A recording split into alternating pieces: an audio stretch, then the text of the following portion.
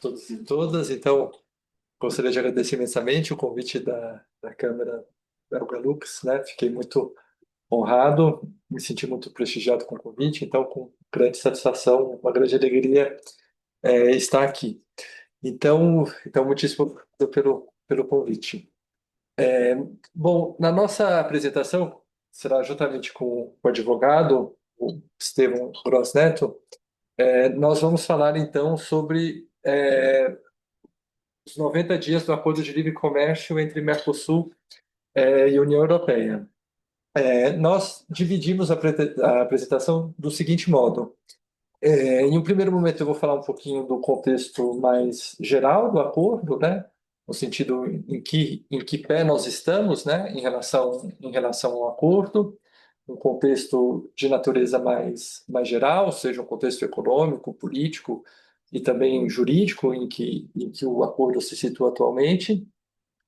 Em seguida, o Estevão, né, como advogado tributarista, vai falar mais sobre os aspectos da eliminação e da diminuição das tarifas aduaneiras que o acordo prevê, né? Então, há um conjunto de tarifas aduaneiras que serão ou eliminadas ou substancialmente reduzidas por força do acordo.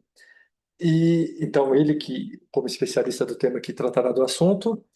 E depois, numa terceira parte, eu vou falar sobre as assim chamadas barreiras não tarifárias, né? Porque além dos direitos aduaneiros, né, que é aquele imposto sobre importação, que é aplicado nas administrações aduaneiras de cada país, além dessa questão dos direitos aduaneiros, há também as chamadas barreiras não tarifárias, que são regulamentações sanitárias, ambientais, questões relativas ao do consumidor.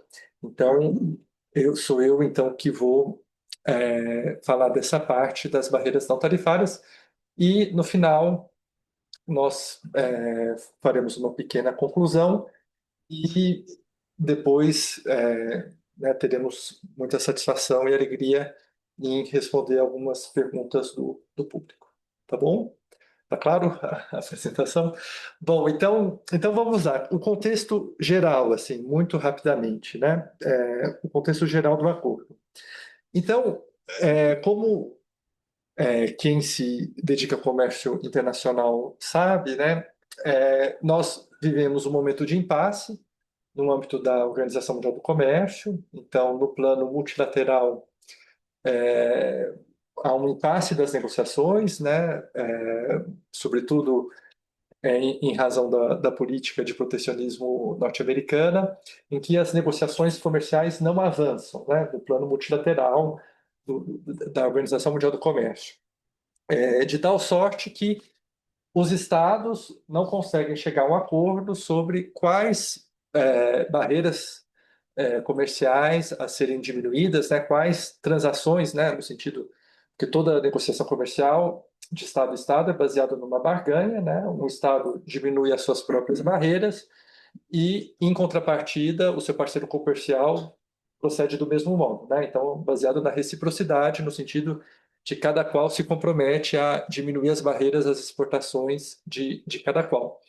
Então, no âmbito multilateral, existe um grande impasse. Os estados não conseguem chegar a um acordo em Genebra, no âmbito da Organização Mundial do Comércio, não se chega a um consenso em como se avançar mais no sentido da liberalização comercial.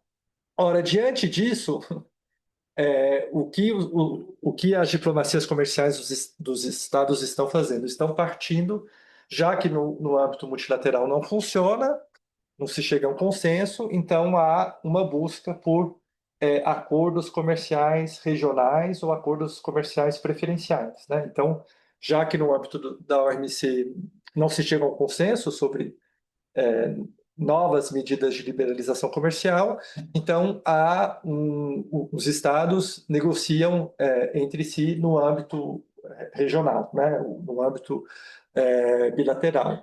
Então, nos últimos anos, como vocês podem ver nesse gráfico, há um aumento exponencial de acordos comerciais preferenciais, né? Então, todos os estados, já que não já que não se consegue avançar nas negociações no âmbito multilateral, o avanço obtido, né, no sentido da diminuição dos direitos aduaneiros, das barreiras comerciais, ele se dá no âmbito de acordos comerciais preferenciais que são restritos aos estados que participam desses acordos.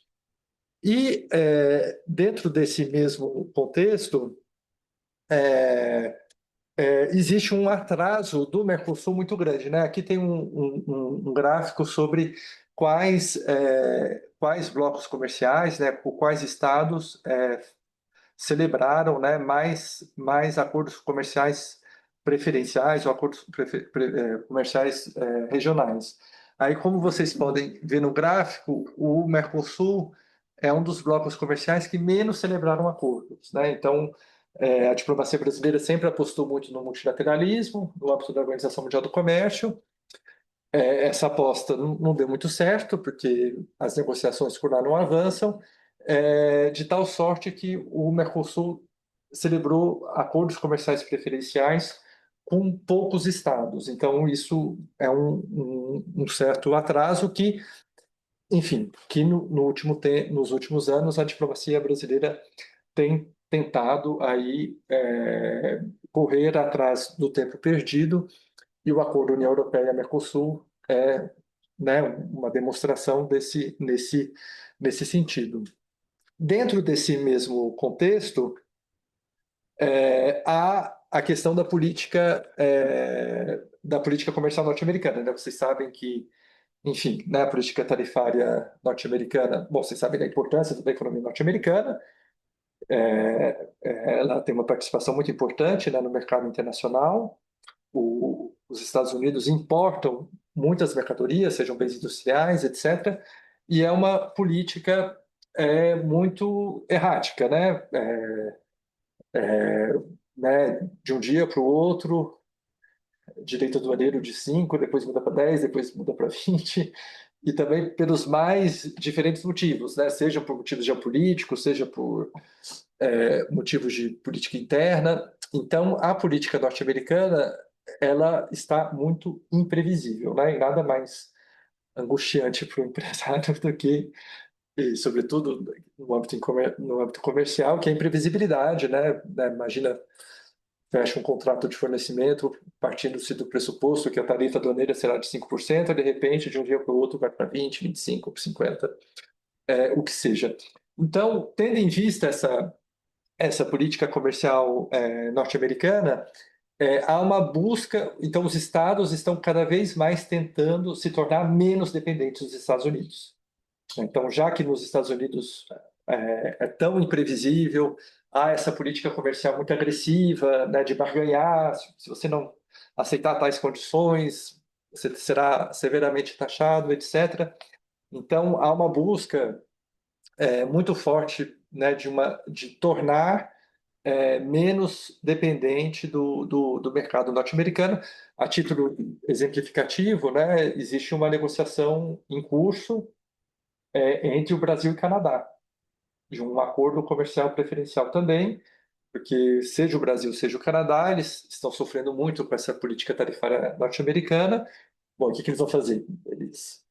É, uma das uma das maneiras, né, de matizar um pouco isso, de contrabalançar isso, bom, vamos tentar mercados alternativos aos Estados Unidos, buscar outros mercados, né, aprofundar relações comerciais com outros países. Isso realmente deu um impulso muito grande a essas negociações, por exemplo, né? Porque no âmbito dessas negociações é sempre muito difícil, né? Sempre há setores protecionistas, sempre há setores que se opõem, enfim, e com essa política norte-americana foi realmente um impulso para que os estados buscassem se tornar menos dependentes em relação aos Estados Unidos, e também o acordo União Europeia-Mercosul, no certo sentido, é fruto desse contexto também, né? A Europa também sofreu muito com a política comercial norte-americana. O acordo que foi celebrado entre a Comissão Europeia e a Administração Comercial dos Estados Unidos foi considerado muito desvantajoso.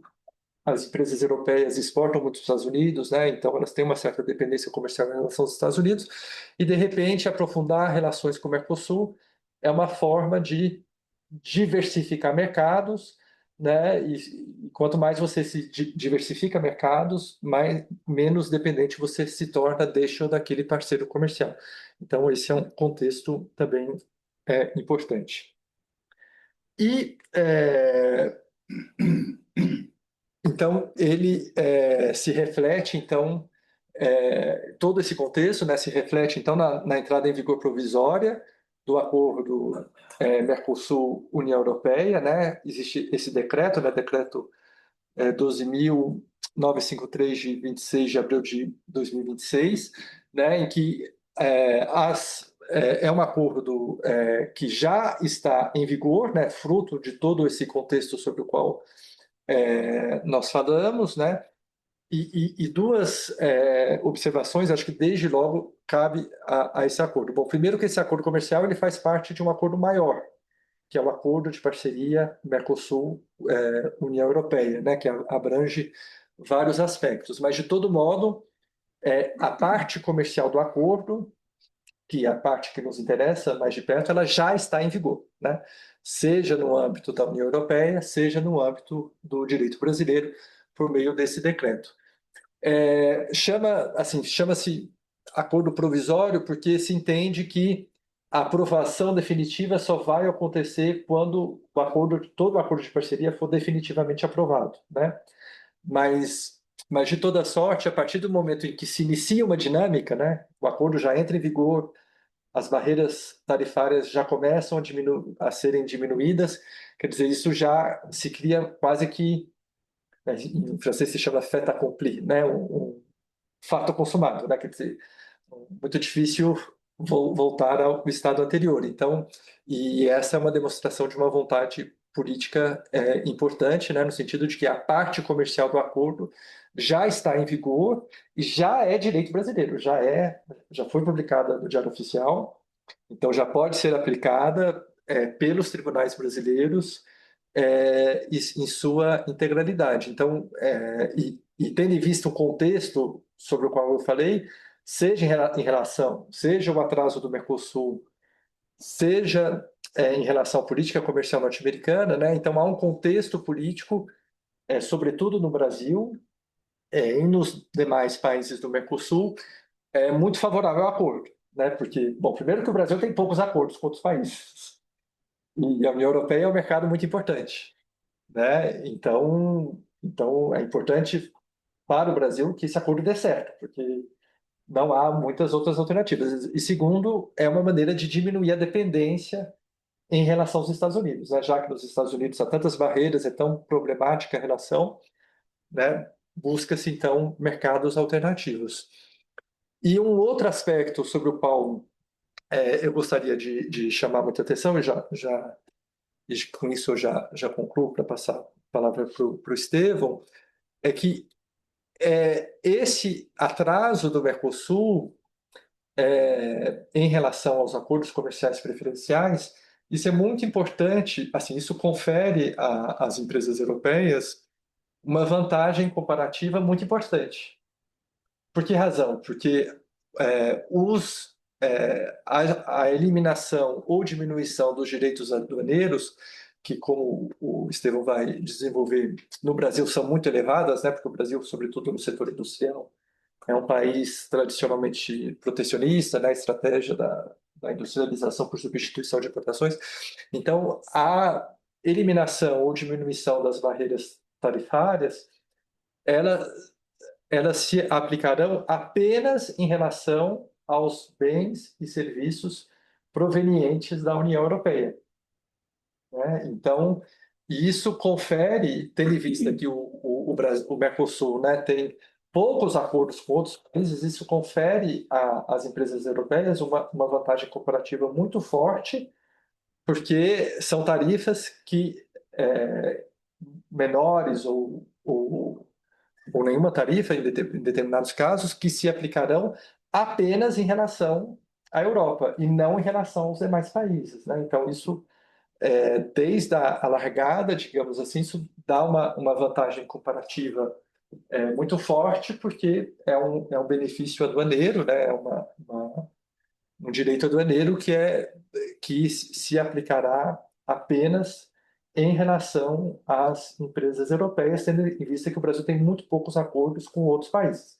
É claro que, enfim, né, à medida que houver uma evolução das negociações comerciais multilaterais ou regionais, isso pode mudar, né?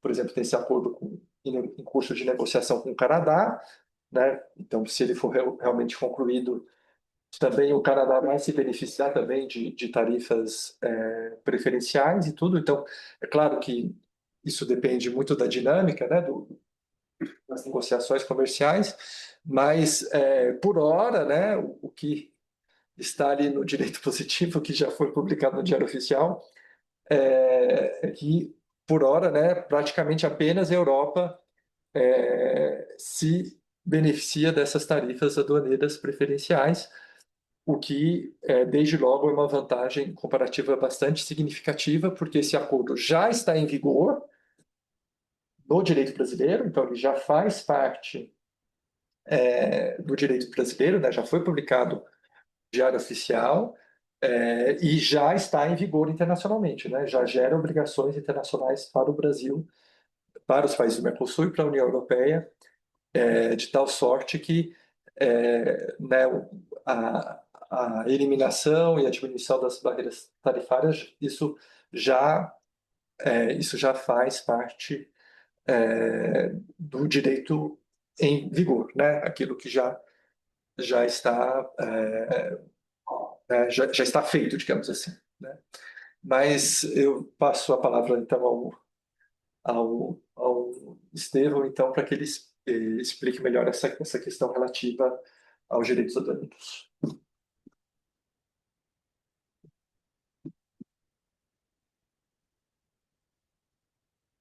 Bom, pessoal, boa tarde. É uma satisfação estar aqui com vocês. Agradeço demais a Belga Lux, na pessoa da Anne, pelo convite e pela oportunidade de falar de um tema que é tão importante e que tem recebido tanta atenção, tanto da mídia quanto das empresas de ambos os blocos. Quando a gente fala de um tratado de livre comércio, a primeira coisa que vem à mente é a questão tributária. Então, a primeira coisa que se imagina é, bom, vamos ter tarifa zero para todas as importações. Mas a verdade é que é muito mais complexo do que isso. Um tratado de livre comércio envolve sim a redução de tarifas, envolve muitas vezes a estabelecimento de alíquota zero para importação de produtos, mas estabelece, acima de tudo, regras equânimes, regras que permitam que o mercado, né, tenha o fluxo comercial sem intervenção do Estado e sem o protecionismo estatal. Isso envolve tarifas, evidentemente, isso envolve questões de subsídio. A gente não pode esquecer que muitas vezes os países protegem a sua indústria não por meio de tarifas à importação, mas por meio de subsídios dados à exportação de serviços. Então, o tratado entre Mercosul e União Europeia, também como um tratado de livre comércio, prevê regras específicas e regras que busquem equalizar o jogo entre as empresas, de forma que os subsídios sejam neutralizados ou sejam mitigados em diversas situações. Então, entrando aqui direto no tratado, na parte fiscal do tratado, nós sabemos que o Brasil impõe diversos impostos e tributos à importação de serviços e de bens. Né? A gente tem imposto de importação, que é o mais tradicional, mas nós temos PIS, COFINS, ICMS, etc. Evidentemente que o tratado não se aplica a esses outros tributos, ele se aplica exclusivamente ao imposto sobre importação, tradicional imposto de importação. Os outros tributos, ICMS, PIS, COFINS, que agora vai ser substituído pela CBS, etc., eles ficam fora do tratado. E por que é que eles ficam fora do tratado se eles também são tributos que incidem sobre a importação? A lógica por trás disso é o que eu chamo de regra de ouro de um tratado de livre comércio, que é não tributar um bem de outra nacionalidade, um bem importado, de uma forma mais gravosa que se tributa um produto interno. Então, o produto interno vai ter ICMS, vai ter PIS/COFINS, vai ter todos os tributos que incidem normalmente aqui no Brasil. E a ideia, a regra de ouro do tratado, de novo, é que não haja uma tributação do bem produzido no outro bloco de uma forma mais gravosa do que o bem nacional. Se o bem nacional tem ICMS a 18%, nada mais justo que o bem importado também tenha esse mesmo tributo. E por aí vai. Então, essa é a primeira regra que eu digo que é a regra de ouro do tratado. Trazer um tratamento igual para os produtos. Tá? Dito isto, o tratado, evidentemente, não se aplica para direitos antidumping. Então, se existe uma investigação ou se existe algum tipo de importação que se sujeita a direitos antidumping, o tratado não se aplica para essa situação. Os direitos antidumping continuarão sendo cobrados. Inclusive, existe a própria previsão no tratado entre Mercosul e União Europeia de que continue havendo investigações e, se houver casos comprovados de antidumping, que o Estado pode, dentro das regras aplicáveis, aplicar novos direitos antidumping. Se eventualmente ficar comprovado que o Brasil está fazendo tá fazendo dumping com algum produto exportado para a União Europeia pode adotar medidas dentro de um processo legal, investigatório, etc., para aplicar antidumping para os produtos nacionais. Além disso, o tratado prevê a exceção de medidas de salvaguarda, são medidas excepcionais, tá, que podem ser adotadas pelos estados, no caso de um desequilíbrio muito grande. Então, a gente sabe, por exemplo, que o Mercosul, especialmente Brasil e Argentina, vivem uma dependência, né, um path dependence de altas alíquotas na importação de produtos, ou seja, de um protecionismo muito grande. Não vai ser de uma hora para outra que a empresa nacional vai se adaptar à quebra ou à redução dessas alíquotas. Em casos excepcionais, caso o livre comércio, caso essa redução prevista pelo tratado traga um prejuízo muito grande para a economia nacional, para um setor industrial que é tido como relevante, ainda que previsto na redução de alíquotas, ou para a empregabilidade, ou para alguma medida, é possível que os estados adotem medidas de salvaguardas, congelando aquela redução de alíquotas e restabelecendo, reimpondo alíquotas majoradas por um período de tempo que não pode ser superior a 3 anos. Então, existe a previsão, desde que os trâmites do tratado sejam respeitados, para que, excepcionalmente, aquela operação que estaria sujeita a reduções de alíquotas volte a ter alíquotas majoradas, até que haja um restabelecimento econômico ou daquele setor industrial, que se chegue a um acordo com aquele setor industrial, para que as alíquotas possam ser novamente reduzidas. E o tratado também não se aplica a taxas. Então, taxas impostas por serviços públicos, por exemplo, de importação ou de exportação, estão fora do tratado. Um ponto muito importante que é relevante destacar também, dentro do conceito de livre comércio, porque afinal de contas a gente não está diante de um tratado só de redução de alíquotas, mas de um tratado de livre comércio, o tratado também se aplica para tributos sobre a exportação. Nós temos, no Mercosul, alguns casos de tributos sobre exportação. A Argentina, muito mais. O Brasil, até onde eu sei, hoje o único tributo sobre exportação que a gente tem é sobre petróleo e combustíveis, etc., por conta justamente da crise na Ucrânia. Né? O Brasil acabou impondo imposto sobre a exportação desse tipo de produto para tentar baratear o preço interno. A Argentina tem muito mais tributos sobre exportação do que o Brasil. Tem sobre carne, sobre derivados de carne, de leite, justamente para tentar conter o preço da carne lá, que teve alta, especialmente no fim do último governo.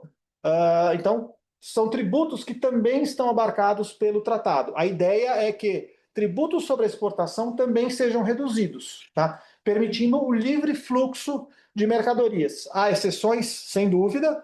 O Brasil especificamente previu exceções no tratado, especificamente para casos de petróleo, combustíveis, etc., justamente para evitar que uma nova situação, que o Brasil possa voltar a impor esse tipo de tributação. Uruguai e Argentina, se não me engano, também puseram algumas exceções, no caso do couro wet blue, que é aquele couro cru, especialmente usado na indústria de calçados, né? O Brasil já teve esse tipo de tributação no passado, justamente para tentar evitar que o couro seja exportado e tentar beneficiar a indústria nacional. Então, Uruguai e Argentina impuseram essas exceções aí para o couro, para tentar segurar um pouco do couro ali e beneficiar a indústria nacional, mas o fato é que, via de regra, o tratado também se aplica para o tributo sobre exportação, de forma que se permita, ressalvadas essas exceções, que os estados não imponham impostos sobre a exportação de produtos para que haja um livre fluxo. Acho que na União Europeia é muito mais difícil de ter esse tipo de tributação, que é mais comum até onde a gente estudou aqui no Mercosul. Um outro ponto-chave do tratado é a cláusula da nação mais favorecida. O tratado prevê uma série de reduções tributárias, né, do imposto de importação, de acordo com o ICM, de acordo com o cronograma que a gente vai falar mais para frente, mas existe a previsão de que caso o Brasil ou o Mercosul ou algum país da União Europeia venha a aplicar alíquotas mais favorecidas para uma outra nação, que essa alíquota mais favorecida, essa redução, também se aplique para o bloco Mercosul-União Europeia. Então, caso no futuro o Brasil venha a celebrar um acordo com o Canadá e que eventualmente esse acordo preveja alíquotas menores, isto poderia se aplicar para os produtos da União Europeia por meio da cláusula da nação mais favorecida. Outros pontos chaves também na questão tributária do tratado é a relevância da origem. Não basta eu isentar ou eu reduzir alíquotas. É preciso que se defina onde e como aqueles bens são produzidos. Caso contrário, a gente pode ter os famosos casos das maquiladoras, né, que no passado se verificou em alguns países, especialmente no México, de importar boa parte dos insumos, dar aquela maquiada, montada e exportar ou vender para o país vizinho como se fosse um produto de origem nacional. A regra da origem é uma das regras chaves também no tratado. O tratado prevê uma série de regras para definir qual é a origem dos produtos efetiva, para se apurar se aquele produto de fato tem o benefício do tratado ou se ele está fora do benefício do tratado. Essa regra da origem passa por questões, no caso agropecuárias, por exemplo, de onde o animal nasceu e foi criado, né? No caso de industrializados, onde ele foi produzido e qual o percentual de peças importadas que ele tem. No caso mineral é muito mais simples, porque é onde ele é extraído, mas cada item tem regras específicas. Então é preciso que essas regras sejam verificadas para que se apure se de fato aquilo está dentro do benefício do tratado ou não está dentro do benefício do tratado. A questão do fim dos subsídios à exportação eu já mencionei. É muito importante dentro do tratado que a gente tenha o fim dos benefícios da exportação, uma vez que isso também configura uma quebra de isonomia. O tratado prevê uma série de regras para o fim dos subsídios à exportação. E aí, com relação especificamente ao ponto-chave do tratado, que é a redução das barreiras tarifárias, né? A redução do imposto de importação. O tratado elege um cronograma, ou vários cronogramas, de redução das alíquotas. Esse cronograma depende muito do setor que está sendo lidado, do NCM do produto, da sensibilidade daquele setor para o bloco. Depende muito de bloco para bloco, então a União Europeia tem um cronograma específico, Mercosul tem outro cronograma específico.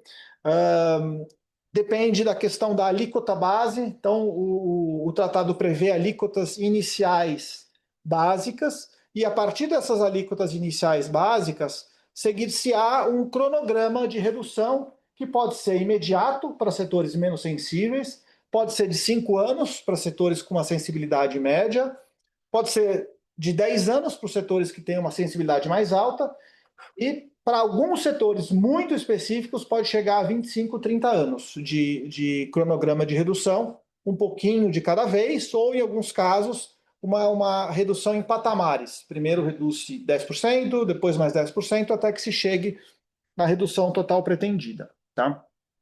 Então a ideia é que as reduções partam desse cronograma e a partir de ano após ano sigam por uma redução faseada, uma implementação faseada das reduções de tarifas. Um ponto também muito importante é o foco na previsibilidade, né? Na medida em que as reduções estão previstas no tratado, as empresas têm a previsibilidade de quanto vai ser reduzido daquele produto para se prepararem para uma concorrência que virá a acontecer, a depender do setor que elas estão inseridas. Então, ao prever isso em tratado e ao ter um cronograma específico produto a produto, ou produtos que estão fora porque são muito sensíveis, ou produtos que têm cotas, isso gera segurança jurídica para as empresas e isso gera maior previsibilidade para os negócios, permitindo que os resultados, né, sejam matematizados e previstos no business plan das empresas, para que elas se preparem para essas reduções, e tenham já uma preparação econômica, um planejamento econômico para todas essas reduções que vão acontecer.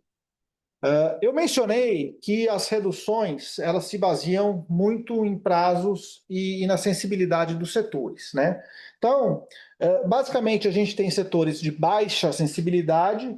No geral, são produtos agrícolas, especialmente a questão papar, o Mercosul, carnes, produtos hortigranjeiros, etc., que a redução é imediata. Setores de baixa complexidade industrial ou setores que afetariam um pouco a economia, ou então setores que os países ou que o bloco já se sente mais apto para uma concorrência com outros, com produtos vindos de outras regiões. Esses setores de baixa sensibilidade já vão ter a redução de forma imediata. Ao lado deles, a gente tem setores de média sensibilidade, ou seja, setores que a indústria ainda precisa, a indústria ou o ramo que a gente estiver falando, ainda precisa de um prazo um pouco maior de adaptação. Então, ainda existe uma dependência do protecionismo, mas entende-se que uma redução gradual permitiria uma adaptação maior dessas empresas ou desses setores para a redução gradual das alíquotas até que se chegue numa alíquota zero. Esses setores de média sensibilidade estão, no geral, sujeitos a uma redução de 5 anos. Então, depois de 5 anos, vai chegar na alíquota zero, né? Nesse período, normalmente, a gente tem uma redução que pode ser de 20% a 25% por ano, até que se chegue no resultado final. Setores de alta sensibilidade, geralmente são setores muito mais dependentes da proteção estatal, que têm uma complexidade maior, que têm um grau de empregabilidade maior, que têm uma relevância econômica maior e que precisam de um tempo maior de adaptação para essa livre concorrência. Então, esses setores vão estar sujeitos aí a um prazo de adaptação de 10 a 15 anos, e a gente tem setores altamente sensíveis, que a proteção pode chegar até 30 anos, ou seja, o cronograma de redução pode chegar a 30 anos, e só depois desses 30 anos é que a gente vai ter uma redução completa das alíquotas, tendo em vista a alíquota final que se espera, que pode ser uma alíquota zero ou uma alíquota bastante reduzida. Normalmente são setores industriais, de indústrias que estão altamente dependentes da proteção estatal, seja especialmente no Mercosul, tá?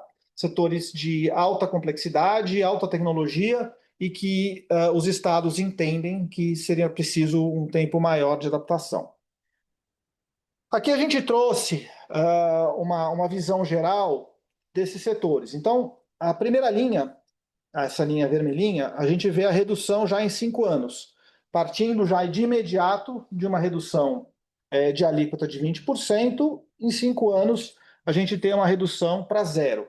E assim vai, até que alguns setores são faseados, então eles não vão ter nenhuma redução nos primeiros anos, depois tem esse último setor, tem uma redução um pouco maior, e aí segue uma linha até que se chegue na alíquota zero. A ideia, como eu falei, é que dê um tempo para o setor, especialmente nesse último setor aqui, azul clarinho, para que a indústria consiga se adaptar nos primeiros anos, consiga tomar medidas para se preparar para uma concorrência um pouco mais forte dos produtos externos. E a partir daí, a indústria vai se preparando, vai fazendo os investimentos necessários, vai se adaptando para essa redução de tarifas. Como eu coloquei aqui, a redução das alíquotas, a redução das tarifas depende muito do grau de sensibilidade do setor, né? Esse grau de sensibilidade foi avaliado bloco a bloco. A gente sabe, vocês provavelmente devem ter ouvido falar que a União Europeia fala-se muito do setor agroindustrial, que é um setor muito importante para a União Europeia, um setor que para eles existe aí um risco maior de concorrência, especialmente com produtos do Mercosul, que tem um custo menor de produção, tem, o Daniel acho que vai falar um pouquinho disso, tem regras fitossanitárias mais flexíveis, etc. E do lado do Mercosul também tem uma série de setores, como o setor de maquinário, o setor de automóveis, etc., que os governos entenderam que tem um grau muito grande de sensibilidade, são setores economicamente importantes, são setores que receberam grandes investimentos das empresas, né, do setor privado, e para preservar esses investimentos, justamente se entende que são setores com alto grau de sensibilidade e que seria, para preservar o investimento que foi feito, seria importante ter uma quebra menor ou uma escala menor de redução das alíquotas do imposto de importação, permitindo que esses setores se preparem um pouco mais para a redução. Então, alguns critérios, né, que foram utilizados pelo governo brasileiro, pelo Mercosul e União Europeia para definir a sensibilidade do setor, né? O comportamento setorial, então, se aquele setor já está acostumado ou não a algum tipo de concorrência externa, a questão da relevância estratégica, o Brasil tem ele elegeu a indústria automotiva, por exemplo, como um setor bastante estratégico, não só o Brasil, mas o próprio Mercosul. Então, é um setor que, para o Mercosul, tem uma série de proteções, tem cotas, tem uma redução de alíquotas que se baseia ali no setor de alta sensibilidade. O nível de proteção pré-existente, então, setores que já não têm uma proteção muito grande ou que já têm um nível de concorrência muito maior, setor de plásticos, setor de alguns tipos de alimentos, setor de papel. Então, esses setores já têm uma sensibilidade muito menor, então eles ficaram nas alíquotas, na redução mais rápida. A questão da elasticidade da oferta e da demanda também foi observada na questão da definição do setor do grau de sensibilidade. O histórico de controvérsias comerciais no âmbito da OMC também foi considerado para definir a sensibilidade e o peso político e social de cada setor para definir a alíquota. Aqui nesse gráfico, a gente já colocou a definição, né, e as alíquotas de cada um do gráfico base previsto no tratado. O tratado prevê um gráfico base de redução, que é um gráfico geral, ou seja, uma tabela de redução de alíquotas que vai ser aplicado de forma geral. Então, a gente tem aqui o primeiro setor, que é de 5 anos, e isso pode ir se alongando até 35, 25 anos. A par dessa tabela de reduções, existem tabelas paralelas. Então, a depender do setor, pode ser que essa tabela não se aplique. Setor automotivo, setor de maquinário, especialmente no Mercosul, setor de combustíveis, setor de químicos, medicamentos, para setores específicos, tendo em vista a sua relevância, o seu peso social e estratégico para o governo, para esses blocos, eles acabam se sujeitando a uma tabela diferente de reduções de alíquota. Então, é importante avaliar, no caso a caso, qual o setor que a gente está falando na hora de verificar a alíquota e o cronograma de redução de alíquotas. A gente trouxe aqui um caso prático relevante, justamente aqui de redução tarifária de 8 anos, que é o caso da União Europeia. A gente verifica, né, pelo tratado e pelas normas vigentes, que a União Europeia tem um grau de protecionismo tarifário muito menor que o Mercosul.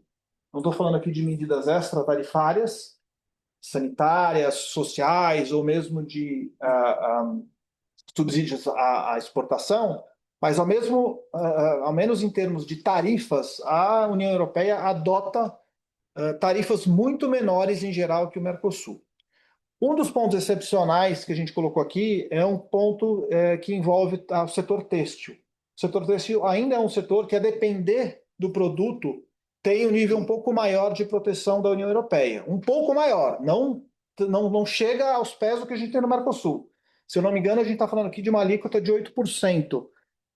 Uma alíquota de 8% na União Europeia. O 8% aqui no Brasil ou no Mercosul não é uma alíquota baixa em termos de imposto de importação. Aqui a gente tem imposto de importação chega a 18%, 20%. Então, estamos falando aqui de uma alíquota simplesmente mediana.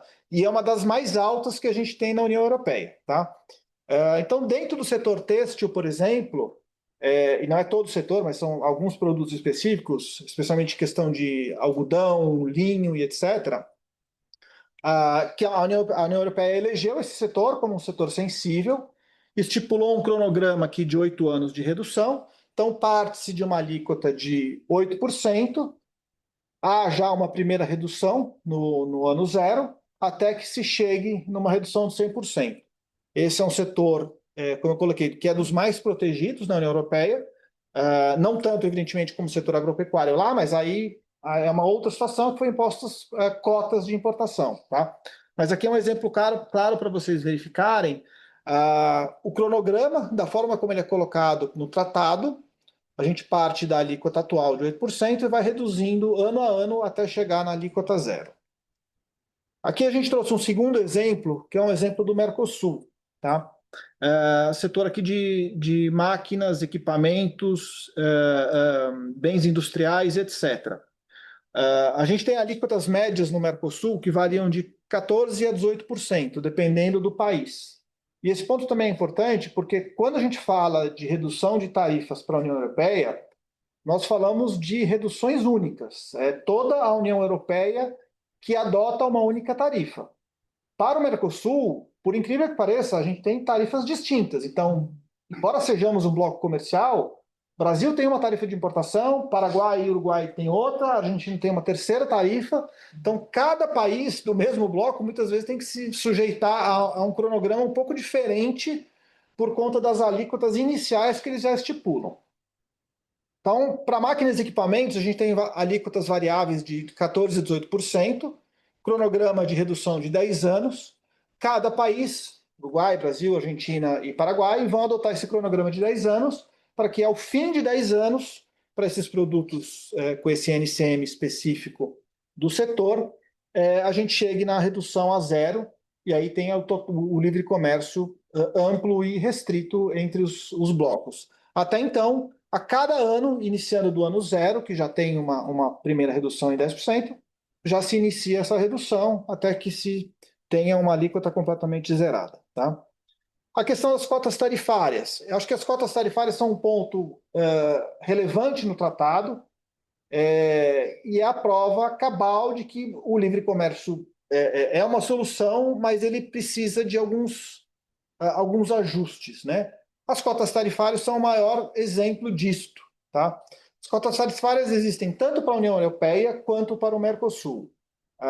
Foi um dos pontos que mais se discutiu na negociação e foi um dos pontos que mais trouxe, não diria desavenças, mas questões entre os participantes, porque a imposição de cotas tarifárias implica o reconhecimento de que aquele produto ou aquele setor talvez não esteja preparado e nunca estará preparado para um livre comércio total e absoluto. Então, quando se impõem cotas tarifárias, se reconhece o seguinte, que aquele setor específico pode haver, sim, uma liberalização parcial, mas nunca vai ser uma liberação total. A gente viu que, de uma forma geral, o tratado não prevê uma liberação total, ele prevê isso de forma faseada em cronograma, ou seja, as empresas podem se preparar ano a ano, porque a cada ano vai ter uma redução para que elas possam reduzir custos, enfim, estar mais preparadas para isso. Agora, a imposição de cotas é um caminho que mostra que nem esse cronograma seria suficiente, né? Que o impacto social, o impacto econômico, o impacto produtivo daquela livre concorrência pode trazer prejuízos graves para um ou outro bloco. Então, os blocos optaram por esse tipo de setor, os setores específicos, não liberar totalmente, liberar sim uma parte, mas dentro daquelas cotas. Acima daquelas cotas, a importação pode acontecer, o comércio pode acontecer, mas dentro das alíquotas normais vigentes a qualquer importação. Tá? Então, a ideia das cotas é justamente esta: promover o livre comércio dentro daquele limite, com a premissa de que aquele setor, dada a sua relevância, não pode simplesmente, e talvez nunca possa, se submeter a uma concorrência livre, total e absoluta com os outros países. A gente trouxe alguns reflexos aqui de cotas. Então, para a União Europeia, a gente tem uma série de cotas: carne bovina, aves, açúcar, etanol e lácteos, que a União Europeia impôs cotas para os produtos do Mercosul. São produtos que, de acordo com a avaliação, né, do bloco da União Europeia, são setores relevantes, são setores que não poderiam sofrer essa livre concorrência. E algumas discussões que ficam com relação à imposição de cotas, especialmente do Mercosul, é como essas cotas serão alocadas dentro dos países. Há uma discussão muito grande, especialmente envolvendo Uruguai e Paraguai, como que esses países ficam na alocação das cotas. Embora o tratado tenha previsto isto, os países, de uma certa forma, questionam, porque eles gostariam de ter uma divisão um pouco maior, ou seja, talvez um quarto para cada país da cota da carne, mas será que um quarto é justo? Porque, afinal de contas, países que produzem muito mais carne, Brasil ou Argentina, e tem uma economia muito maior, então há uma discussão interna entre os países do Mercosul com relação à divisão mais justa das cotas.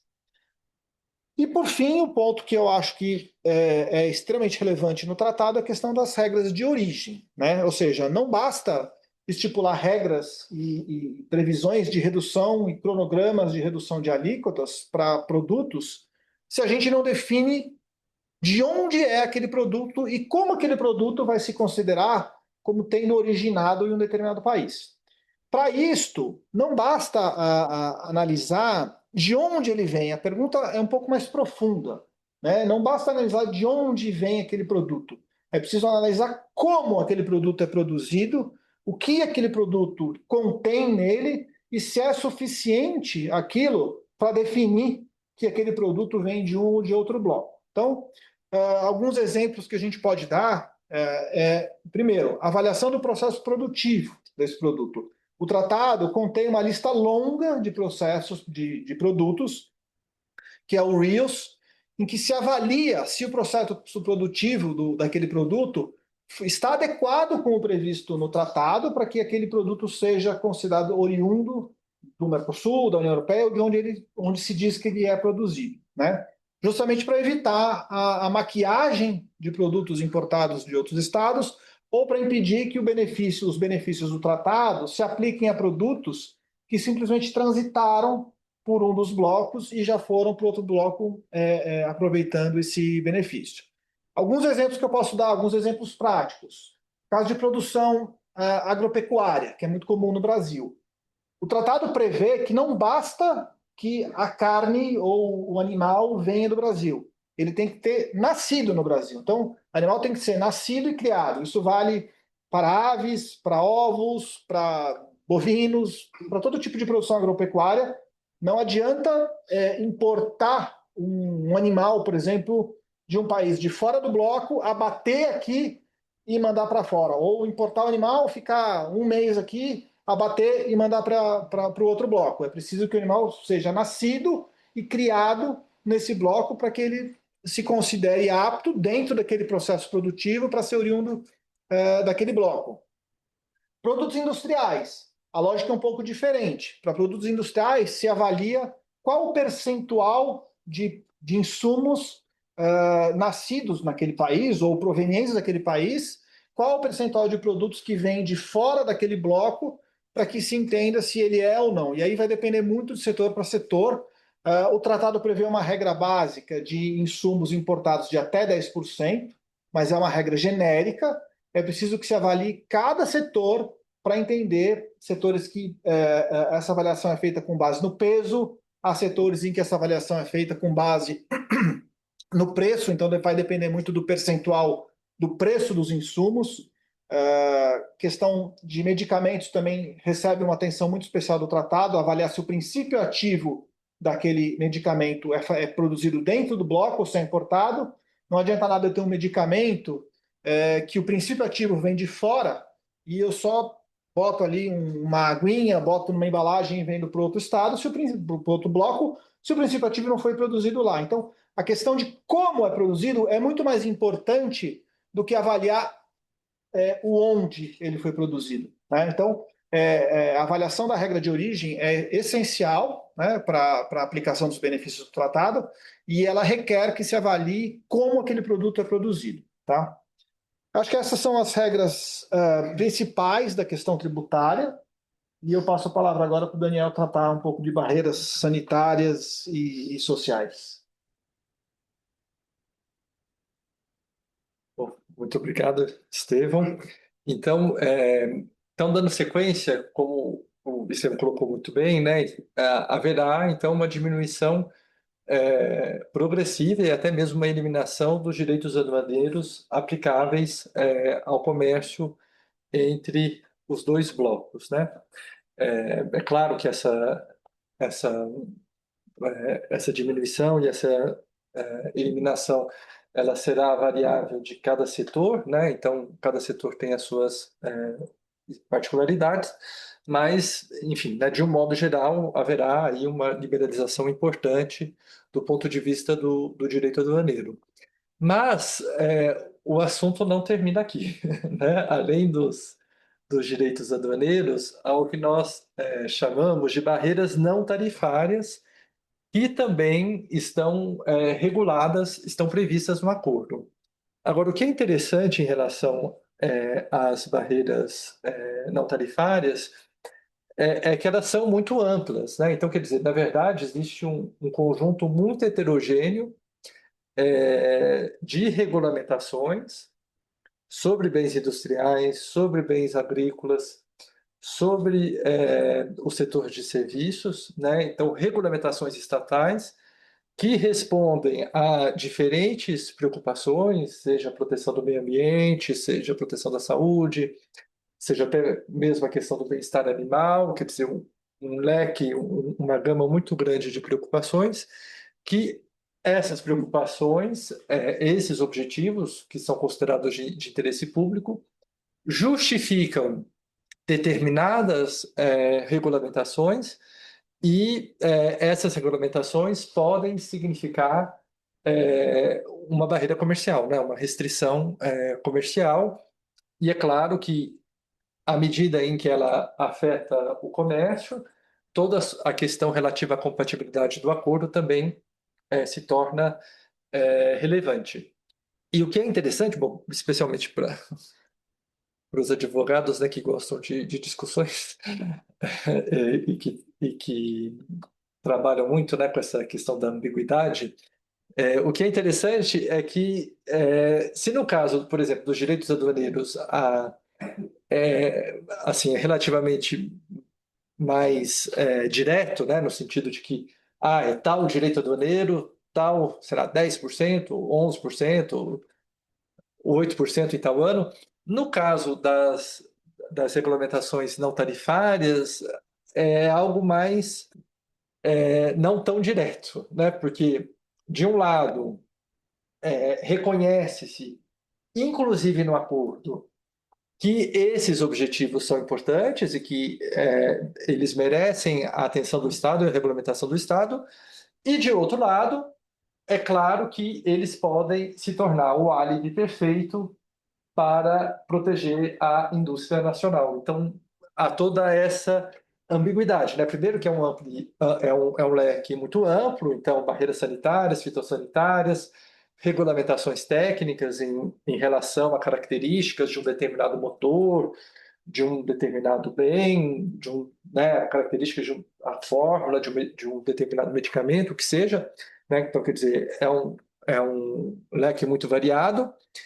E, ao mesmo tempo, são preocupações legítimas, são consideradas legítimas, inclusive, pelo acordo, mas, ao mesmo tempo, é claro que isso, dependendo do modo pelo qual ele é implementado, dependendo dos critérios que são estabelecidos, né, existe sempre aquela tentação que os estados dificilmente resistem, né, de um modo ou de outro, favorecer a própria produção nacional. Então, e nos detalhes, no modo pelo qual isso é implementado, isso poder, na verdade, configurar uma forma de protecionismo disfarçado. Agora, no caso, então, assim, é algo bem ambíguo, bem complexo e bem amplo que e também bem importante, né? Porque, enfim, né, esse tipo de regulamentação existe e, por exemplo, em matéria ambiental tem crescido, né? Então, não apenas algo que já existe, que é já consolidado, mas que também tende a crescer. Agora, a grande vantagem, pelo menos, é, das empresas europeias em relação ao Brasil é que, de um modo geral, eu digo bem, de um modo geral, os parâmetros europeus são mais rigorosos que aqueles dos países do Mercosul.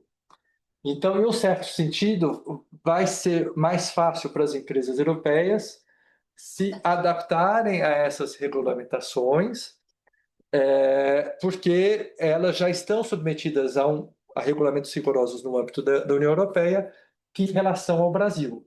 Então, e também em relação ao efeito Bruxelas, né, que é aquela ideia de que, né, aquilo que as organizações, o que a União Europeia estabelece, né, em Bruxelas, os critérios acabam sendo um ponto de referência de qualidade em matéria de regulamentação, a tal ponto que muitos países acabam se inspirando desse tipo de regulamentação, ainda que a princípio fosse uma regulamentação apenas no âmbito europeu, né? Então essa influência que a Europa sempre exerceu, inclusive em matéria regulatória, né? Como um parâmetro, como exemplo de regulamentação, né? Não é à toa, por exemplo, quando surgiu o debate que ocorre agora no Supremo Tribunal Federal sobre os agrotóxicos, né? Aí sempre se fala, mas será que na Europa é proibido ou permitido, né? Como se isso fosse, enfim, né? Um parâmetro a ser observado, ou pelo menos a se prestar atenção, né? Tendo em vista que, de um modo geral, a União Europeia tem, né, em razão da própria pressão da opinião pública europeia, tem um certo rigor em matéria sanitária, direitos do consumidor, em matéria ambiental, etc. Agora, um exemplo concreto disso, né? Em relação aos motores a diesel, não sei se vocês... Isso nos ônibus de São Paulo, vocês têm, assim, a título de modo menos escancarado do que aqui, né, do que nessa foto. Mas se vocês prestarem atenção nos ônibus de São Paulo, aqueles ainda que são a diesel, né, porque agora hoje tem os elétricos, né, que estão cada vez maiores, mas os motores a diesel tem lá sempre uma observaçãozinha, né, parâmetro Euro 5, Euro 6, etc. O que é esse parâmetro, né? A título até de propaganda, né? O que são esses parâmetros? Na verdade, são parâmetros estabelecidos no âmbito da União Europeia em relação às características do motor, de tal sorte que a tecnologia do motor seja de tal sorte que haja uma menor emissão de partículas que poluem o meio ambiente, né? Então, de um modo geral, por exemplo, um fabricante de motor a diesel no âmbito da União Europeia, ele não vai ter muita dificuldade, do ponto de vista das normas técnicas, de exportar para o Brasil, porque, de um modo geral, em relação à proteção do meio ambiente, em razão dos filtros que devem existir no motor, das características do motor, etc., são parâmetros mais rigorosos, né? Tem uma tecnologia mais avançada em matéria de proteção do meio ambiente, o que certamente vai facilitar essa questão de exportar para o Brasil, porque, de todo modo, ela, essa empresa já respeita uma regulamentação que, a princípio, é considerada rigorosa ou como algo a ser considerada como modelo, né? Outro exemplo, né? Por exemplo, vocês sabem que hoje telhas e caixas d'água com amianto são proibidas no Brasil, em razão da natureza cancerígena, né? Do amianto. Mas muito antes do amianto ser proibido no Brasil, ele foi proibido na Europa. Né? Por exemplo, na França, o amianto é proibido desde os anos 90. No Brasil, essa proibição só ocorreu há cerca de 4 ou 5 anos por uma decisão do Supremo Tribunal Federal. Então, as empresas de construção civil europeias, né, inclusive a Saint-Gobain, né, que é aquela empresa francesa, já estavam adaptadas, né, há muito tempo quando houve a proibição no Brasil, porque elas já havia bastante tempo que na Europa esse tipo de telhas e caixas d'água eram proibidos, né, em razão da sua natureza cancerígena, então isso lhes conferiu uma vantagem comparativa interessante, porque quando foi proibido no Brasil, elas já estavam perfeitamente preparadas para comercializar bens que não contivessem o amianto. E notem, né, esses dois exemplos são bastante interessantes, né, porque eles mostram, né, a variedade, né, quer dizer, um bem industrial, o diesel, os motores a diesel, né?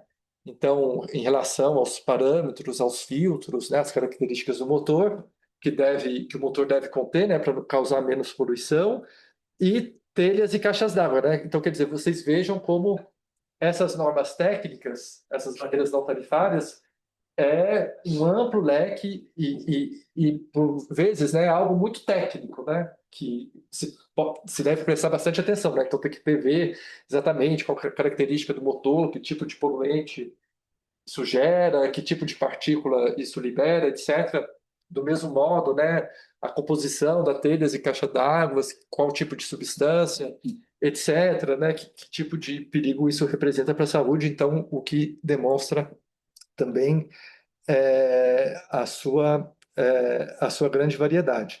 E um outro exemplo também em relação aos agrotóxicos, né? Vocês sabem que muitos dos agrotóxicos que são comercializados no Brasil são proibidos na Europa e surge também essa questão de, a partir do momento que esses bens agrícolas são exportados para a Europa, existe a preocupação em relação aos resíduos de agrotóxicos que estejam nessas frutas, nesses produtos agroalimentares e aí toda a questão relativa à fiscalização em relação a esse assunto, né? Então, por exemplo, em relação às empresas brasileiras, de um modo geral, o desafio será maior. E, em relação a esses parâmetros técnicos, de que tipo de substância pode um determinado produto deve conter, se essa substância apresenta risco ou não, né, a quantidade dessa substância que deve o limite máximo permitido em relação a essa substância, etc. Terá que haver aí um esforço das empresas brasileiras, se elas quiserem exportar para o mercado europeu, no sentido de que esses parâmetros mais rigorosos sejam adotados. Inclusive porque é muito importante realçar, sublinhar o fato, né, de que, é claro, né, o acordo visa a diminuir as barreiras ao comércio internacional, inclusive as barreiras não tarifárias. Mas ele não proíbe as barreiras. Isso é importante ter isso muito claro. Ele apenas diz que essas barreiras, essas regulamentações devem ser justificadas. Então, se houver uma fundamentação científica, com base em estudos, né, de que há uma real preocupação sanitária de saúde, de proteção ao meio ambiente, subjacente a essa regulamentação, isso está perfeitamente de acordo, em conformidade com o acordo, né? Aliás, por isso que, inclusive, essas questões, inclusive, foram incorporadas no acordo, né? Em que se afirma explicitamente o direito dos Estados de adotarem parâmetros sanitários, parâmetros ambientais, parâmetros de defesa do consumidor e até mesmo de bem-estar animal rigorosos, né, que estejam consentâneos, né, com os objetivos daquele Estado, né, mas desde que haja uma justificativa, né, e também critérios equânimes, né? Aquilo que o Estevão colocou, que se aplica em matéria tributária, né? Que é a cláusula do tratamento nacional, né? Quer dizer, o mesmo imposto que é imposto que é colocado ao bem nacional deve ser colocado ao bem importado. Também a cláusula do tratamento nacional se aplica também em relação às barreiras não tarifárias, né? Quer dizer, se uma regulamentação rigorosa em matéria de agrotóxicos é aplicada em relação aos produtos importados, essa mesma regulamentação deve ser aplicada também em relação aos produtos nacionais, né? Não pode haver aí uma diferença de tratamento em relação a isso. E também, a título de exemplo, que foi colocado e que esteve aí nos jornais, que é interessante colocar também, né, em relação à questão relativa à carne, né? Vocês sabem que o acordo da União Europeia-Mercosul foi muito descrito na França como sendo carros contra carne, né? Porque sempre há uma barganha subjacente ao acordo, né? Em outras palavras, o Brasil abre o seu mercado automobilístico, em contrapartida, a Europa abre o seu mercado em relação à carne. Bom, eu não estou muito de acordo com isso, porque em relação ao mercado automobilístico, o Brasil vai ter uma liberalização total, né, ao longo dos anos, né? Claro que tem uma regra de transição bem longa, etc. Mas em relação à carne, a liberalização não vai ser total em relação à Europa, né? Haverá cotas, né? É o sistema de cotas que é um dos setores sensíveis. Mas de todo modo, logo após a entrada em vigor do acordo, o que chamou muita atenção da imprensa é que a Europa proibiu a comercialização de carne proveniente do Brasil, porque a carne brasileira não oferecia garantias em relação ao uso de antibióticos, né? Porque há uma série de antibióticos que são proibidos na Europa e também há o medo, né, de que haja um uso excessivo de antibióticos, né, que antibióticos possam ser utilizados como uma espécie de mecanismo para acelerar o desenvolvimento do boi, né, para ele crescer mais rápido, para ele engordar mais, etc.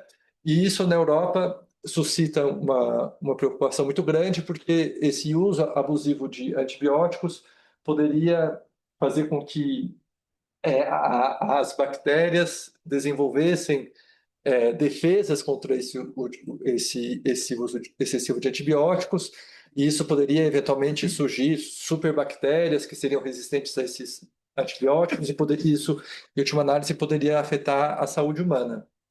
E note que essa questão ela está explicitamente no acordo, né? E nesse aspecto, talvez o Brasil e os produtores nacionais de carne não estivessem tão atentos a isso, porque o acordo prevê isso, a questão da resistência a micro-organismos, né? Ao uso adequado dos antibióticos, etc., de que os estados ofereçam garantias para que esse uso não seja abusivo, que seja uso responsável, né? Então, notem que esse tipo de exigência, esse tipo de, de regulamentação, ele será cada vez mais importante à medida em que haja essa liberdade comercial, e as empresas brasileiras vão ter que se defenderem, né? Elas vão precisar responder esse tipo de preocupação. Não basta dizer, isso é puramente protecionismo. Não vai bastar dizer isso. As empresas brasileiras e o governo brasileiro terão que dizer, não, olha, o nosso método de produção, como nós produzimos, como nós fazemos a carne, isso há garantias suficientes de que o uso de antibióticos é adequado, não é um uso abusivo, é um uso que ocorre somente quando, enfim, se justifica, né? Então, é o tipo de questão em relação ao qual as empresas brasileiras deverão estar atentas a isso, né? E sempre surge a questão, mas é protecionismo ou é preocupação sanitária legítima, né? Na maior parte das vezes, são as duas coisas ao mesmo tempo, né? É claro que os produtores europeus ficaram contentes com isso, porque finalmente um concorrente a menos, tanto menor, tanto melhor, mas ao mesmo tempo é uma preocupação sanitária legítima, né? Na própria Europa houve um escândalo sanitário muito conhecido, né, que foi a doença da vaca louca, no âmbito da Inglaterra. Então é uma preocupação, realmente eles têm uma preocupação legítima de, bom, mas como a carne é produzida, que tipo de substância é utilizada para a engorda do boi, de onde esse boi vem, né? Então, enfim, né? São questões em relação aos quais as empresas brasileiras devem estar preparadas para responder. E, por fim, um outro exemplo importante, que eu achei bastante curioso, é que eu chamei ali de o efeito Bruxelas desafiado, né? Que, assim, às vezes, né, que nós falamos que, de modo geral, os parâmetros europeus são mais rigorosos que os parâmetros brasileiros, né?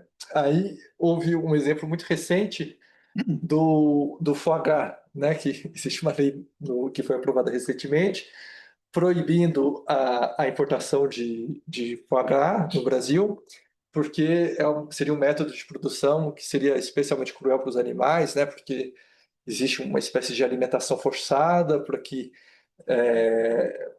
o foie gras possa ter o gosto que ele tem, né? E de que isso seria um tratamento particularmente cruel em relação aos animais. Também é um tipo, bom, é só protecionismo ou é uma medida legítima, sanitária? Sendo que a questão relativa ao bem-estar do animal está explicitamente prevista no acordo, né? Então, o próprio acordo fala no bem-estar do animal. Agora, é claro que também é, né, existe toda essa questão. Não sei também até que ponto é do interesse do Brasil ficar levantando essa questão, né? Porque o Brasil é um grande exportador de carne bovina, de carne de frango e de carne suína, né? Então, se nós colocarmos muita ênfase no bem-estar do animal, isso pode se voltar contra nós, né? Porque muitas vezes questiona-se o tratamento dado aos frangos, né? Se eles estão sendo confinados ou se eles são criados ao ar livre, em relação ao abate do boi, quer dizer, é o tipo de discussão que talvez pelo menos do ponto de vista do interesse comercial, não seria muito interessante o Brasil ficar enfatizando isso. Mas é um exemplo também interessante porque que mostra também como questões comerciais e não comerciais estão ligadas, né? Que é uma forma também. Os americanos têm uma expressão, né? Que é ostentar virtude de modo barato. É, no seguinte sentido, né? Por que que essa lei foi aprovada, inclusive com amplo apoio da, da bancada ruralista, né? Ligada ao setor do agronegócio? Pelo fato de que no Brasil não se produz foie gras, né? Então, só há duas. Tive a preocupação de ler na imprensa, né? Apenas duas empresas brasileiras, duas fazendas brasileiras que produziam foie gras, né? Então, enfim, qual é o custo para o Brasil impor esse tipo de restrição? Nenhum, né? E mesmo porque o consumo do foie gras no Brasil é muito pouco. Eu até li, o Brasil importa 1 milhão de euros de foie gras por ano, quer dizer, valor irrisório, né? Mas, enfim, é um exemplo também de como esse tipo de discussão surgirá, né, e chega ao ponto do bem-estar do animal, né? Então, não é nem a questão relativa à saúde humana, mas o bem-estar animal como uma preocupação legítima desse tipo de regulamentação. Então, a título de conclusão, é um acordo muito importante que está em vigor, inclusive há reportagens muito recentes indicando que houve um acréscimo muito grande das exportações do Brasil para a União Europeia. Então, o que indica que, é claro que esse aumento à exportação pode ser atribuído a outros fatores, né? Como, por exemplo, o fechamento do mercado norte-americano, né? Os exportadores procuram mercados alternativos, mas, de todo modo, né, é um sinal de que é um acordo que realmente começa a funcionar e, no sentido de que há um incremento do comércio muito importante entre os dois blocos comerciais e também no sentido de que as discussões jurídicas em torno do acordo, elas apenas começaram, né? Então, vocês já verificaram que em menos de 90 dias já houve a questão relativa à carne. Bom, no caso da carne, o interesse comercial é maior, né? Porque o Brasil exporta é, bilhões de dólares, né? Um dos grandes exportadores de carne do mundo, né? No caso do foie gras, bom, o interesse comercial é menor, mas diz respeito também às questões, né? A questão relativa ao bem-estar do animal, que também podem estar na ordem do dia e também que vão necessariamente afetar o Brasil, que, enfim, né? Tendo em vista que boa parte dos produtos agrícolas brasileiros é de origem animal. Então, é um acordo importante, relevante, que está em pleno funcionamento e que em 90 dias já suscitou bastante discussão e eu tenho a impressão que nos próximos anos as discussões, inclusive em matéria jurídica, tendem a apenas a aumentar e tanto melhor, né? Porque significa que o acordo está em marcha, que o acordo está em pleno funcionamento e que há um número crescente de transações comerciais que decorrem do acordo. Se queria complementar uma coisa. Não é isso. Então, agradeço muito a atenção de todos e de todas e ficamos então à disposição para eventuais perguntas. Muito obrigado.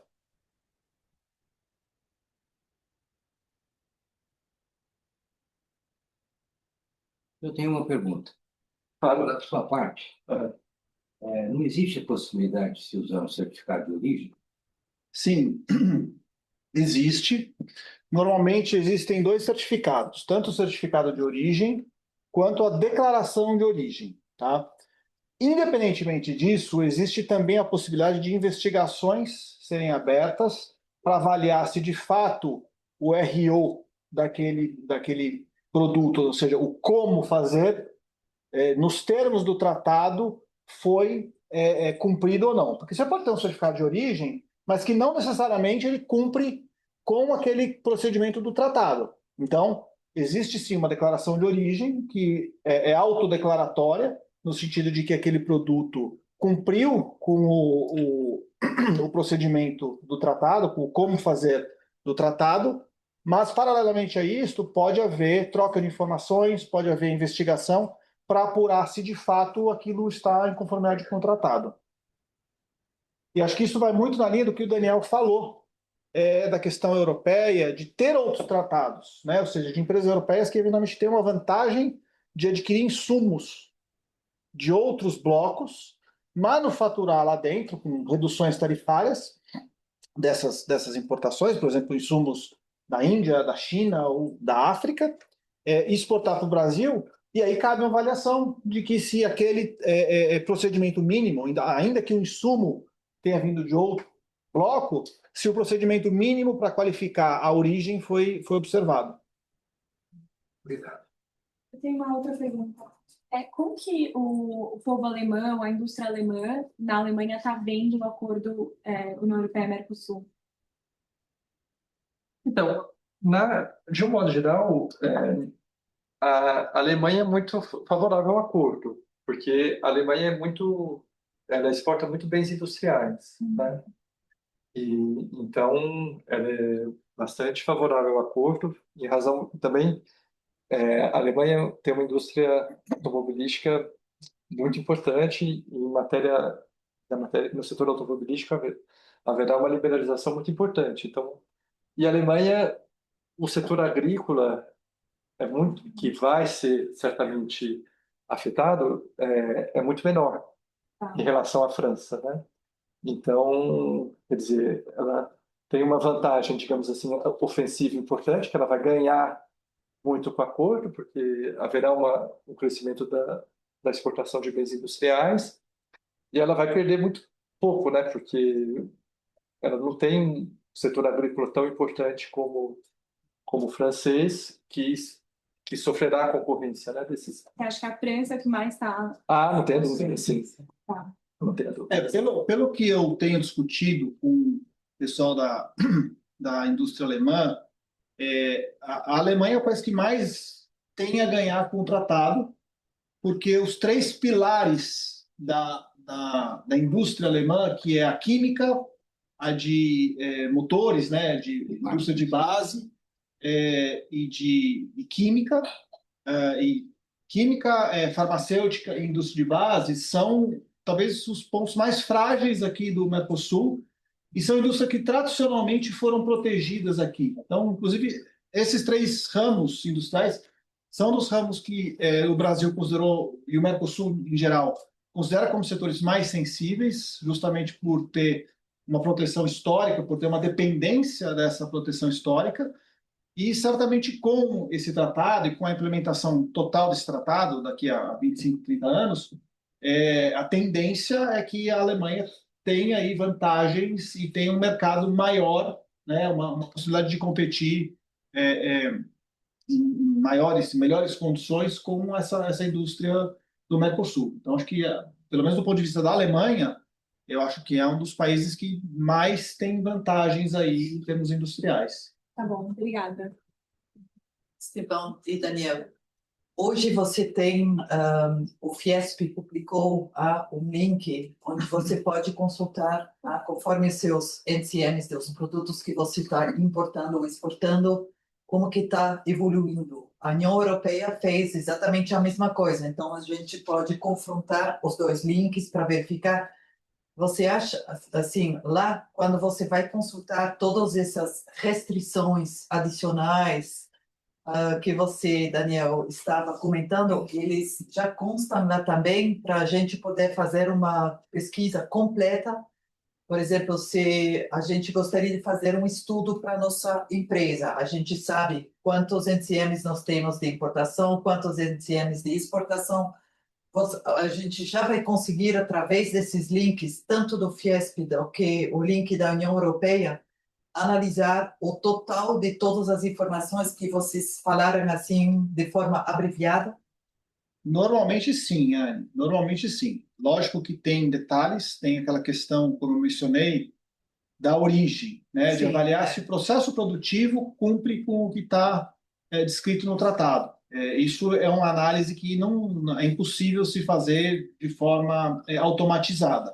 Mas normalmente sim, essas avaliações já permitem que você avalie com base no NCM qual é o cronograma de redução, se aquele produto está sujeito a cotas, enfim, todas essas regras específicas de cada setor. Ok, obrigada. Inclusive as barreiras não tarifárias. Não, as barreiras não tarifárias aí elas são mais complexas. Aí são mais subjetivas. Elas são mais complexas, porque varia de setor para setor. Né? Porque, por exemplo, em relação ao setor agrícola, tem a questão relativa à vigilância sanitária, normas sanitárias, fitossanitárias. Em relação aos bens industriais, aí a questão se torna mais complexa. Assim. O setor agrícola ele tem uma outra, né, que é o EUDR, né, da União Europeia, assim, que você tem que comprovar a origem do solo que você está, que ele não foi degradado, não foi devastado, como pertence a uma área indígena, antes de 2020, né, e depois de 2020, aliás, que é a ação que fica, e também sobre os padrões que os pequenos produtores vão ter que se juntar com cooperativas para poder atender todas as demandas burocráticas para que possa estar alinhado com as diretrizes da União Europeia. Sim, tem essa diretiva em relação ao desmatamento, E agora essa diretiva, enfim, como ela ainda não foi plenamente aplicada, está todo mundo meio que tateando o terreno, né? Não se sabe ao certo. Mas o que é interessante também é que o Brasil ele está particularmente preocupado com em relação a essa aplicação dessa diretiva. Inclusive, dependendo do modo pelo qual essa diretiva é aplicada, há a possibilidade do Brasil abrir um processo ou no âmbito do OMC ou no âmbito do próprio, que o próprio acordo tem um mecanismo de solução de controvérsias, né? Porque toda questão gira em torno de como se vai demonstrar, né, que aquele produto agrícola não foi produzido em razão do desmatamento e assim por diante. No âmbito do OMC, por exemplo, já tem um caso em relação a isso, que foi o caso relativo aos óleos de palma dos países da Ásia, né? Porque do mesmo modo que no Brasil a acusação é de que nós produziríamos soja e gado com desmatamento, né, no sentido de que áreas de pasto e áreas de cultivo de soja seriam fruto do desmatamento. No âmbito da Ásia, seriam os óleos de palma, que seria a mesma acusação. É uma questão ainda que, enfim, está em aberto, né? Mas que eventualmente pode ser questionada, né? Dependendo do modo pelo qual ela for implementada, seja no âmbito da OMC, seja no âmbito do Mercosul. No caso do acordo Mercosul-União Europeia, no caso do óleo de palma, que já teve um caso, um relatório do grupo especial, o grupo especial entendeu que, a princípio, a União Europeia poderia levar em consideração a questão relativa ao desmatamento, que isso seria uma preocupação legítima, mas que ela não aplicava critérios objetivos. Que os critérios que ela estaria utilizando seriam critérios que não seriam equânimes. Que haveria que não levaria em consideração as dificuldades que esses produtores têm de demonstrar que não são áreas de desmatamento, etc. O grande debate, assim, em relação a esse tipo de regulamentação, barreiras não tarifárias, a questão relativa aos detalhes e a questão relativa aos critérios, né? Então, isso, por exemplo, nesse regulamento, eles estabelece-se uma linha de corte, né? Eu não me recordo exatamente a data, mas a partir de qual data? 2020. 2020, não pode. Bom, muitos países questionam, mas por que essa data? Qual o critério dessa data? Né? Então, quer dizer, aqueles países que já desmataram tudo, então está tudo certo. Então, tem essa questão também, né, de quais foram os critérios que são utilizados, isso ainda é um debate em aberto, né? Inclusive, uma das razões pelas quais houve a resistência na Europa foi a possibilidade de que a diretiva pudesse vir a ser questionada com base no acordo. Isso também suscitou algum questionamento, né?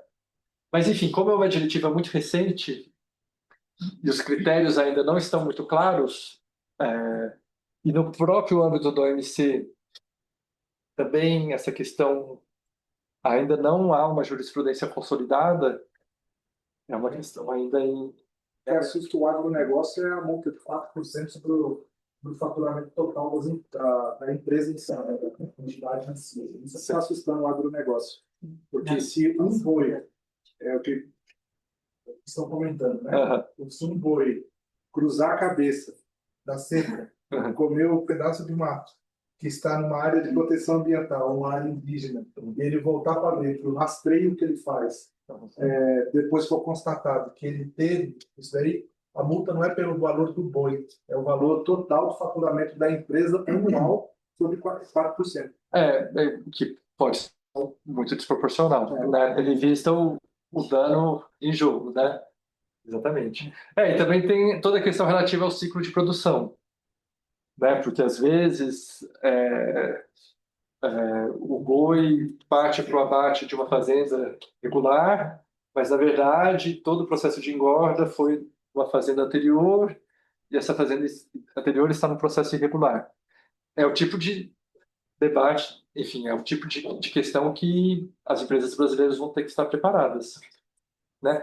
E assim, é, e à medida em que o Brasil se torna competitivo, o grau de vigilância vai ser muito maior. Porque em relação ao uso das bactérias, né, isso saiu nos jornais, né, houve uma delegação da Associação dos Pecuaristas da Irlanda que vieram ao Brasil e diziam, olha só, no Brasil todo tipo de antibiótico é comercializado, não tem critério nenhum, né? Então, assim, quanto mais potente for o agronegócio brasileiro, mais ele será vigiado.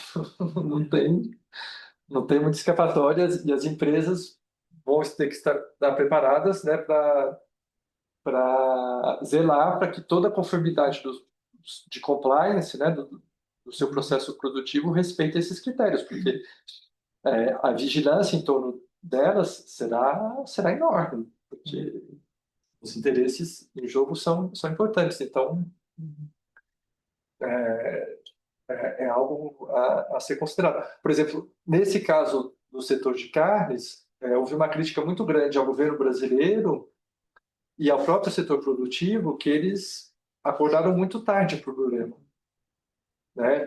Porque essa questão, justiça seja feita, essa questão do uso de bactérias, perdão, o uso de antibióticos, ele está explicitamente de acordo, não é nem uma questão geral, assim, sabe? Proteção pública, saúde, não.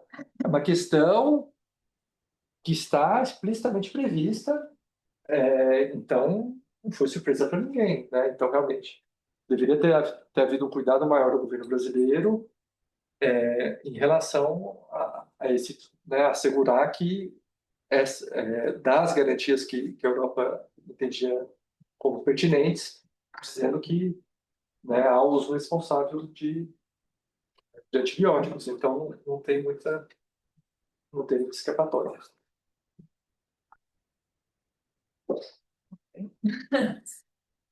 A gente vai encerrar a apresentação. Eu queria agradecer muito Daniel, Estevão, para essa apresentação. Eu acho que é um tema que a gente vai acompanhar bastante na Belgalux, porque é do interesse de tanto das empresas belgas que estão querendo fazer negócio aqui no Brasil, tanto das empresas brasileiras que estão querendo ir para a Europa. Então, a gente já viu que em 90 dias já tem bastante discussões, então eu acredito que vai continuar do mesmo jeito e às vezes vai ampliar, porque acho que já tem discussões entre autoridades, tipo, por exemplo, de saúde da Europa, Anvisa aqui no Brasil, para justamente tentar fazer as coisas acontecer. Então, é um assunto que a gente vai acompanhar de perto e, claramente, a gente vai atualizar os associados. Então, muito obrigada.